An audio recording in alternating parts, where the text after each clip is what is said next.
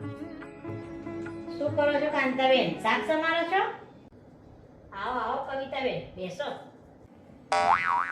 ગીતા નોકરી ગઈ? હા, એ હમણાં જ ગઈ.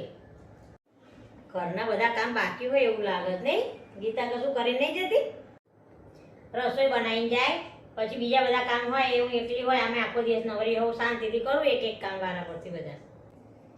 હાલો, આપણે પેલા રીટાબેન નહીં નીચેવાળા, એમના છોકરાને બહુ નોકરી જ કરે છે ને, પણ એ તો આઈને રસોઈ બનાવો અને પછી રાત્રે મોડા સુધી કપડાં ધોતી હોય છે એનો અવાજ આવતો હોય છે. બોલો, જો અત્યારે આપણાથી થાય છે, હાથ પગ ચાલે ત્યાં સુધી કરીએ, પછી એમના માથે જવાબદારી આવશે એટલે કરવાના જ છે ને.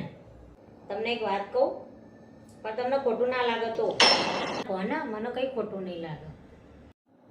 હું કહું પણ તમે છે ને કોઈને કહેતા નહીં.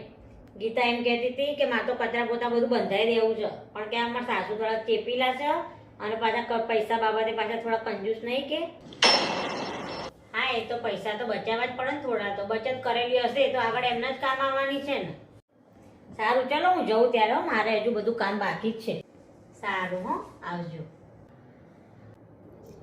મારી વહુએ મને કંજૂસ કીધું.